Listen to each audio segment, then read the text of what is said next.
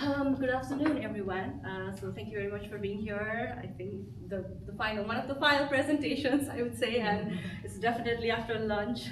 So it's quite difficult to stick by. But my name is Bhavana Shrestha.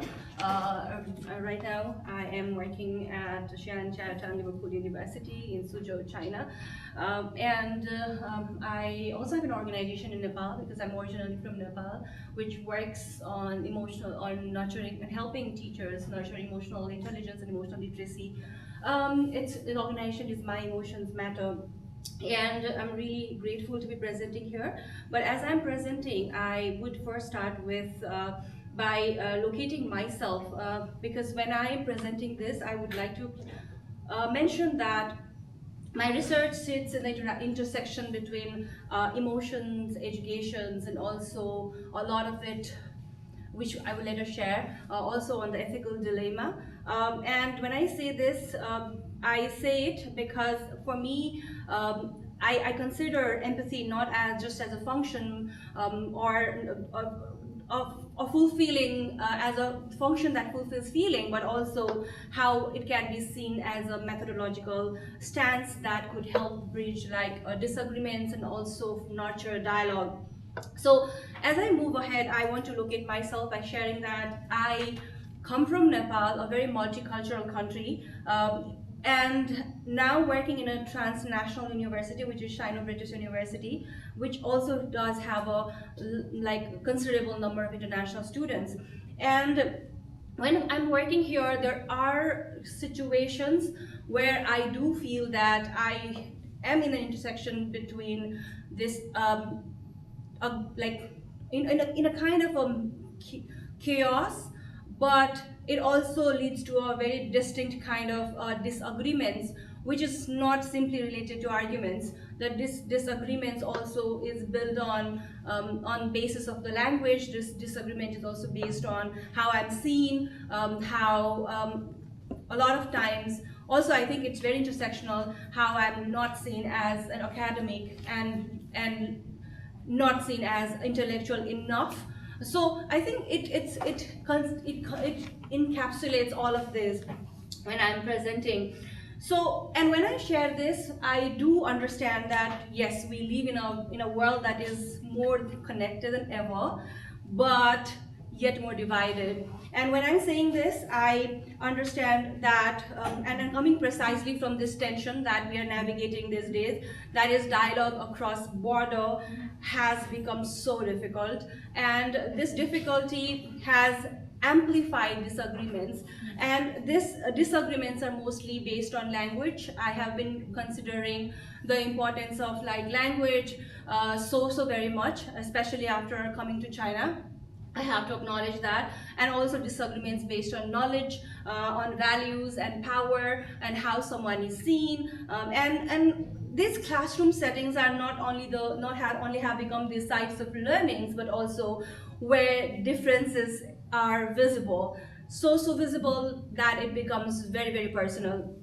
And so here, that's why my curiosity actually was from this overarching question of how do empathy mediate intercultural tension and transform discomfort into opportunities for mutual understanding in transnational collaborative learning environment. And I have to be honest, this research, I didn't start it thinking of that I would start this as a research paper, or it is a research project. Actually, it was a program, a module that I started, but it unfolded it in such a way that I could visibly see there were disagreements emerging. I could see and sense and also be a part of how difficult it was for me and also one of my co-facilitators to navigate this kind of tensions. And then as I'm a reflective practitioner, and I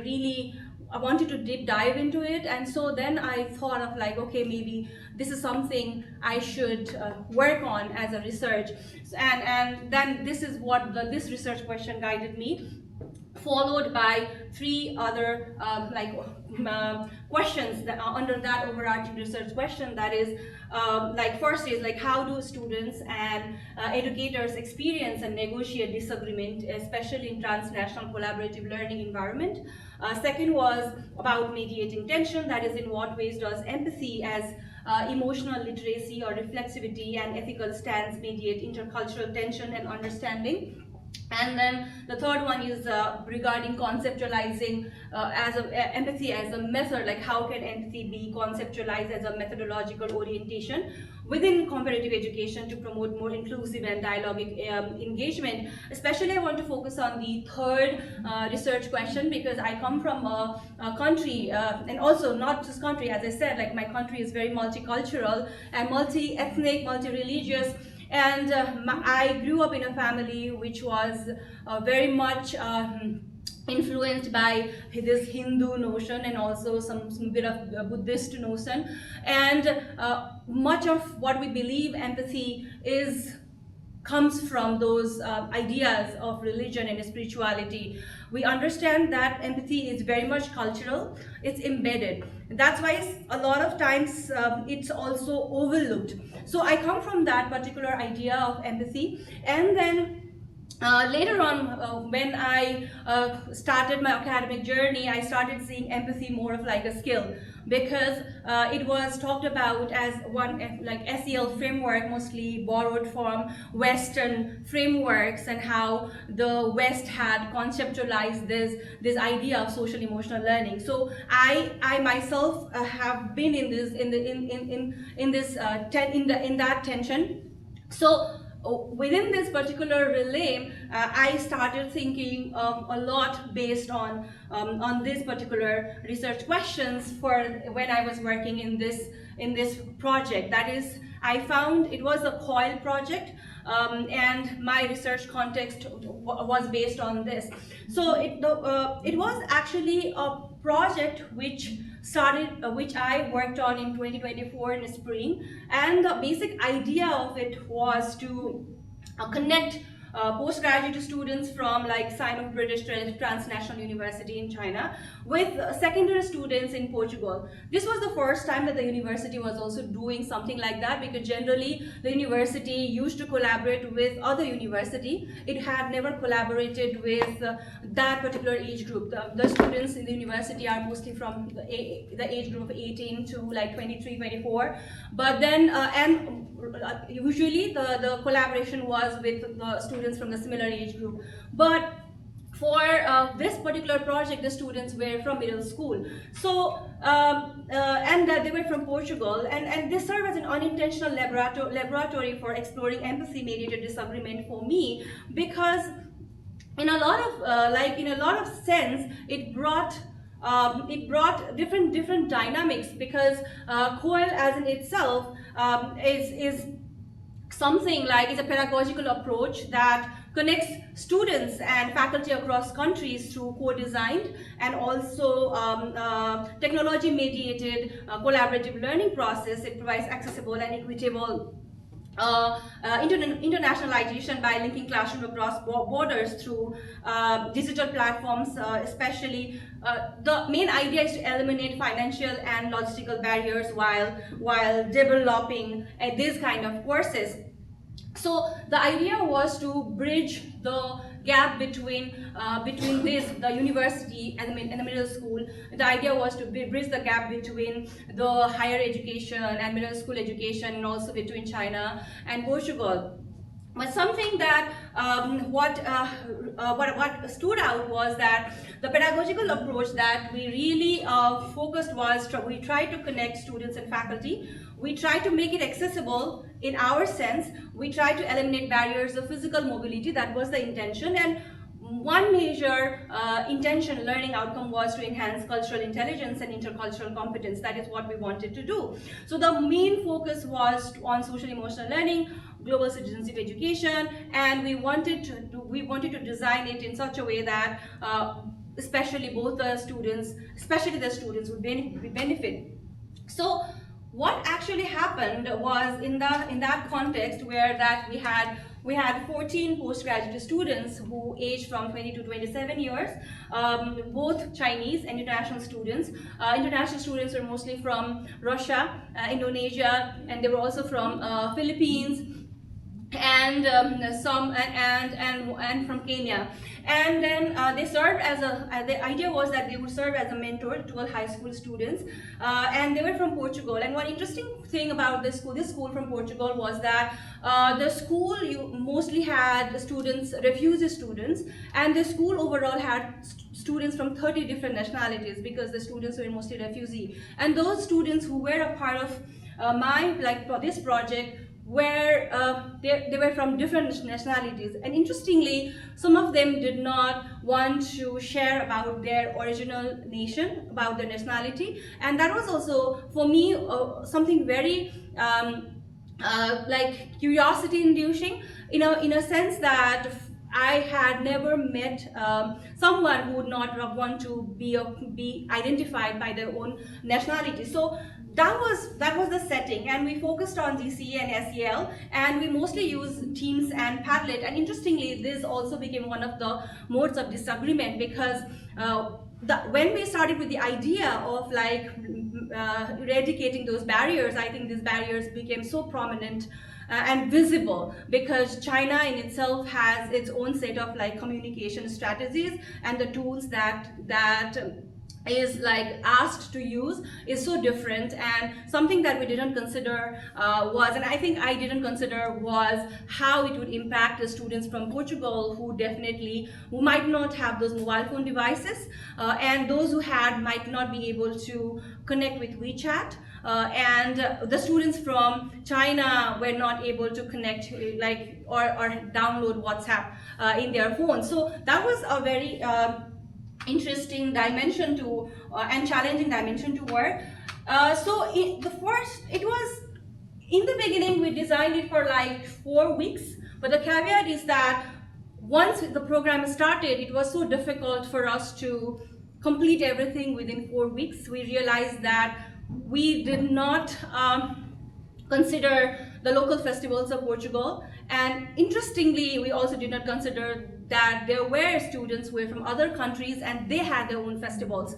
So we started noticing that those students started being absent. And one thing about what we also noticed was that in the students from China also did not were very hesitant, especially at times when there was some kind of a festival, especially the Spring Festival, and Spring Festival was coming. So when the university students were ready to work, middle school students were not there, and when middle school students were there, the university students were not there, and the communication was so much challenging that what we started as a 4-week project, we had to elongate it into and continue it for as an 8-week project. So here, then that's when I started thinking a lot about empathy right from the first week.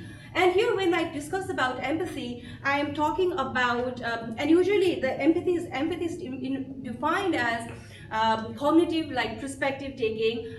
It talks about emotional resonance and a motivational drive to care. And empathy, if you look at different researches, it talks about that. It has been research has been showing that empathy is dynamic, empathy is trainable, and essential to navigate complex social and intercultural dynamics rather than a fixed trait. But now, what I was facing, what my another co-facilitator was facing, was that we were reimagining empathy as a methodological stance. So yes, we keep on talking about empathy, and being the course, the module in itself as something that would help the students learn social emotional learning, and empathy is a huge part of it.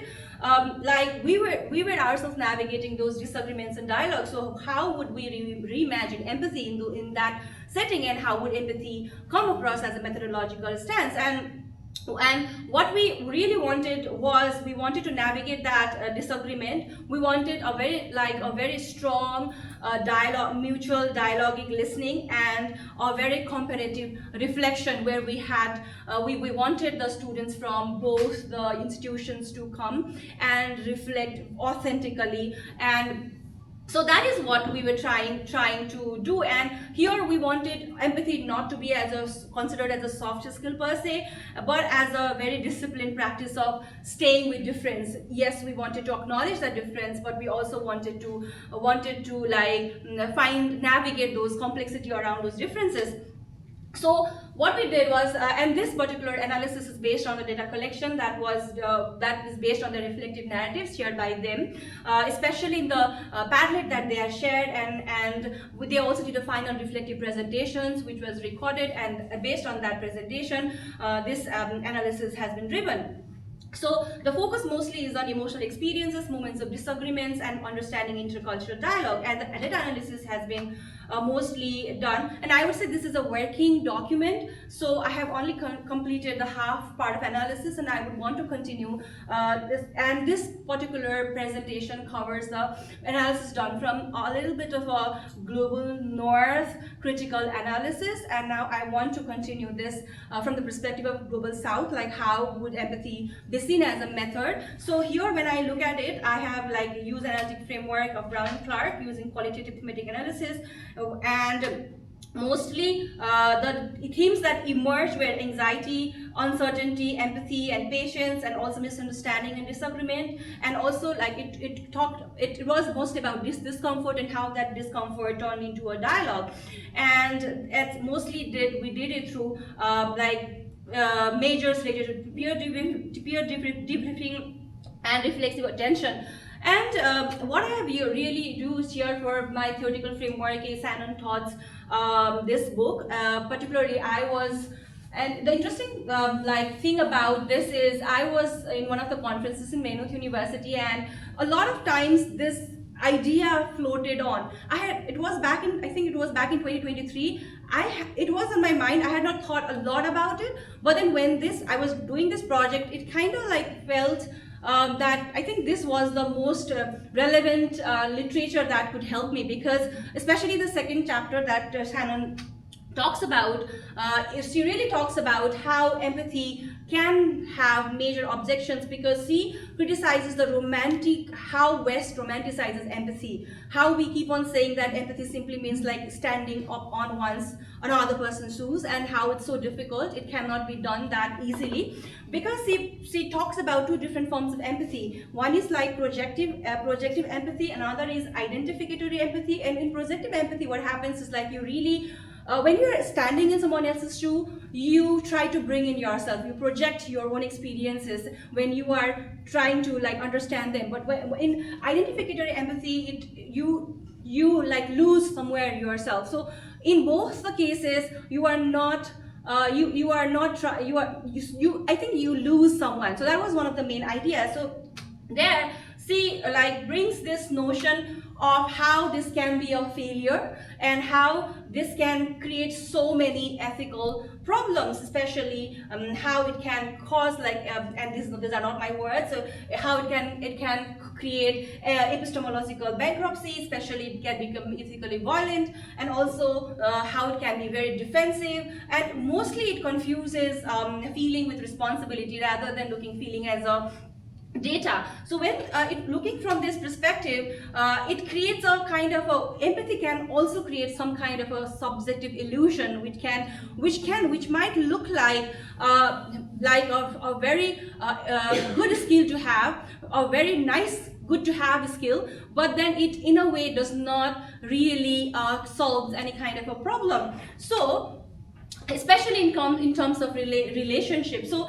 empathy, in the words of Todd, is a profound way of knowing if we are open, if we understand that whatever we are understanding is incomplete, the acknowledgement of my incompleteness, and if we do not assist assimilation, and if we have that ethical humility to understand, to acknowledge that part of us. So that is what was significant. And I also found that this was also very relevant to Bohler's idea of relational ethics. So that is, those were the two like global north critical stance on on empathy in itself, especially how empathy was seen. So that's how I have also seen like and used empathy in pedagogy as reframing disagreement and seeing potential understanding, and also trying to transform this rupture and build relationship with the students, with my students and with the students from Portugal. So what actually was seen was the findings when we started doing this was we started like working on this framework from like week 2, and then what we saw was what anxiety was the entry point. So all the kinds of disagreements were happening were because of anxiety. The students were very anxious, and the anxiety was mostly because of the language. It was linguistic anxiety. It was also because of the accent and the speed with which the students were speaking, because the students are middle school students and they were from different countries where their first language is not English. Interestingly, the students in China, they also don't have have English as their first language. But for the middle school students, like the level of the university students was already high, so it was so difficult for them. And another was that we took empathy. We found that empathy has a relational practice for managing disagreement if we really actively practice empathy. And for that, what we have to really understand is that misunderstanding can be a method where the moments of misunderstanding were consistently described as productive, and we, rather than discouraging them and rather than trying to solve it, what we really did was we had a discussion, we had a sharing session where both the students came, sat, and then started sharing all their like the concerns that they have. So eventually what really happened was that there were visible actions that we did, and there were observed like outcomes. What we really noticed was that when we started reflecting on that, when we did not try to force and merge them, we started seeing how they were good in their own way, and what they were trying to bring on the table and on that platform was not something different, rather it was beautiful in their own sense. So rather than like trying to think empathy as something to understand and not trying to like bring in my own perspective, we try to like merge them and see that. And I just want to skip this, maybe we can talk about it later, but I really want to focus on this particular part, where what we totally found out was this metaphor that when we think of empathy, earlier, even my understanding was that empathy was like a melting pot. Like, for example, the students from China, from Portugal, from Indonesia, everyone would come and then they would meet and melt and become something different. Rather than that, what if like we see empathy and the method as a hot pot, where you don't have to like melt and be someone else and come as something different. Rather, you can be an egg, and I can see the features of egg, and you can be chicken, and you can be mushroom, and you can also see the corn. So I think what we have understood so far is that the disagreement is really inevitable, and especially in transnational like higher education setting. But if we try to like reframe this discomfort and sit with it, and really try to bring in through this, especially with care and curiosity, then what we can come up with is maybe not a melting pot. What we can really come up with is a hot pot, and it has its own significance. So maybe that is what we can come up with, and that's the call to action that is for myself and for others as well. And I would love to receive your feedback, and also want to continue with this research as I'm starting the second iteration based on the learnings that I had from the first session, and I will be starting it in March. So yeah, that's all from my side. Thank you very much, and these are my references. I would love to connect. Yeah, this is my email address, but yeah, so these are the references. So if you have any suggestions, feedback, questions, yeah, I'm open.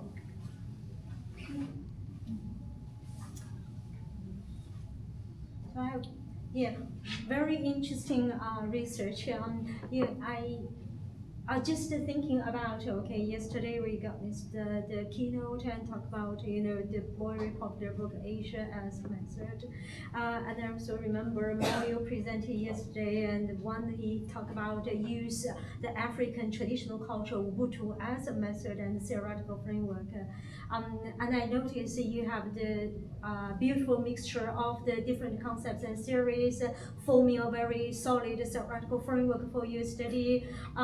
Would it be interesting to see, if it's Buddhist embedded culture traditions back to your home country, and that could reframe, empathy in your study, and even one step further when we think about this is grounded theory study, so what empathy actually is divided by your different variety of international students, and then the different definitions might have an influence on their, campus experiences. Yeah, have you found any, when you talk about the empathy, when you see the concept to them, have they actually explained in different way? So yeah, like I think I really agree with what you're saying about if I connect that with something that is relevant to my context, and yes, I want to do that because I don't really look at it from Buddhist perspective, but one of my research area is how these things come across, especially in the Hindu text. So that is something I want to do, and I also want to like put in Buddhist notions as well because a lot of it are similar, so I have to work on it, and my next version of analysis would be based on that. And coming to your question about empathy, I think the answer that I usually get about empathy is very generic, and even with the students it's very generic. What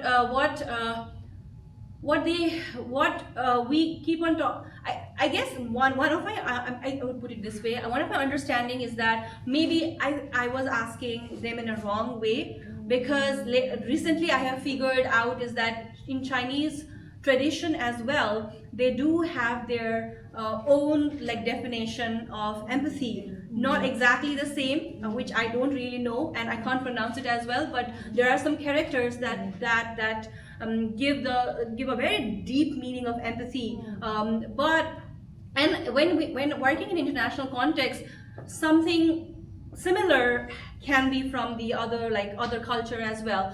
So I guess what we have done is like we have taken this the definition of empathy, especially I guess we were in the earlier presentation, this the definition of UNESCO and some other Western frameworks so much that we tend to repeat that definition, and my students do so that like also do that because I also do that, and I guess like that is where we are missing that point.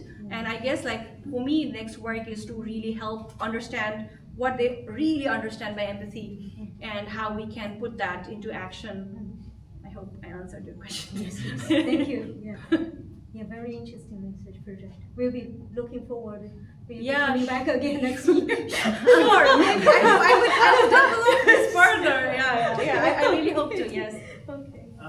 Well, first of all, congratulations for exploring this really interesting topic, Pawan. I think today more than ever, intercultural communication is important. And I was wondering if in your literature review or through your data, you were able to find out, given the centrality of the concept in your research, what discomfort means for the different students, in the different settings that you conducted the research with, or if in the literature you were able to find out any themes that came up in the global north and global south literature in relation to discomfort that you could, elaborate on in terms of dialogue.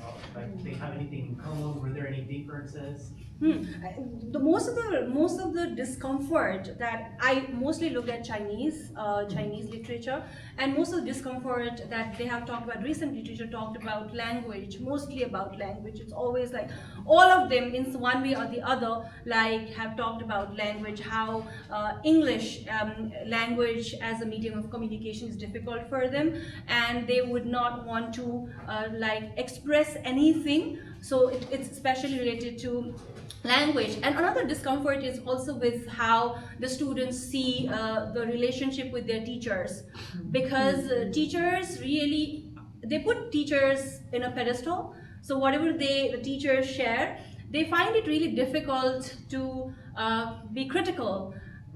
One interesting observation that I have seen myself and also the literature have shared is that when you ask them anonymously, they would write and give you feedback. If you ask them how much open you are, they would not like share anything verbally. So that's and I was able to collect this data also because like it was a Padlet and they could write anonymously. We were not able to like talk to them, and it was so difficult for us to break through that quietness. And there, I forgot the paper, but the name of the paper, but the heading is related to silence, how silence is so uncomfortable for teachers and also for students. Maybe I can share with you that later, but yeah, and I have not mentioned that I think here in the reference section, but it talks about silence among Chinese students, especially the university level students, and it's really fascinating how difficult it's for teachers to break through that. For Portuguese students, I literally didn't like go through that much because one first thing is what it was, because it was very much international, and also I didn't know. I knew that in general what kind of like from where do they belong from the teacher, but because they were very hesitant to share their original nationality, it was difficult for me to really like say okay they were from these particular countries. So it was difficult for me. That's why I mostly looked Chinese literature. Thank you. Okay, thank you very much for your attention. Thank you. I think it's the end of this session. Thank you.